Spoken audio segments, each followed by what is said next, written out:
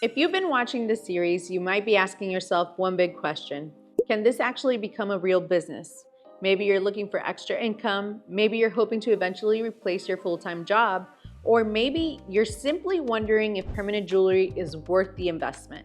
Today, we're going to talk honestly about how permanent jewelry makes money, what affects profitability, and why some artists build thriving businesses while others struggle. This isn't about unrealistic promises or overnight success. It's about understanding the business model so you can decide if it's right for you. Hi, I'm Adele with Linked Permanent Jewelry Training.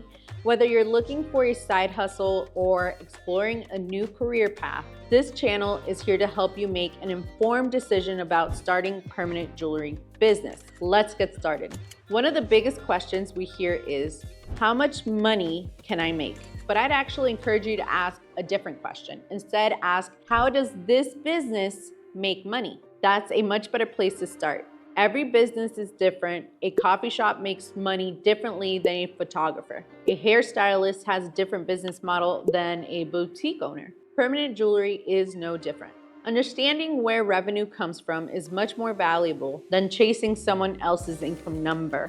One of the things people love about this business is that there are several ways to serve clients. Many artists begin with appointments. Others participate in vendor markets and pop-up events. Some partner with local boutiques, salons, or spas. Private parties have also become a popular way to celebrate birthdays, bridal events, or girls' nights. As business grows, some artists expand into corporate events and community gatherings. The exciting part is that there isn't just one way to build a business. You can choose the path that best fits your schedule, your goals, and your lifestyle. Here's something I want every viewer to understand.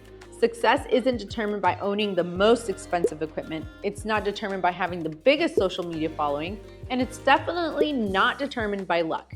The business that grow constantly tend to focus on a few key areas: providing a great client experience, building relationships, showing up consistently, continuing to grow, and treating their business like a business. Those principles apply whether you're serving 5 clients a month or 50. One of the things I've noticed after working with so many students is that confidence often grows one client at a time.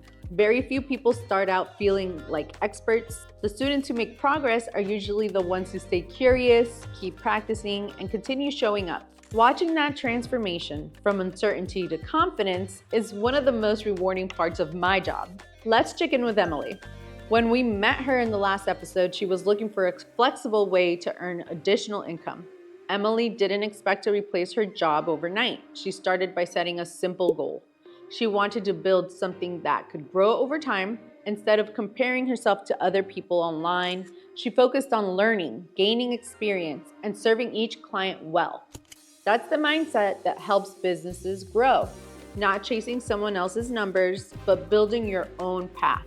So, can you make money with permanent jewelry? Many entrepreneurs do. But like any business, results depend on many factors, including your effort, your market, your quality of work, and how consistently you invest in growing your business.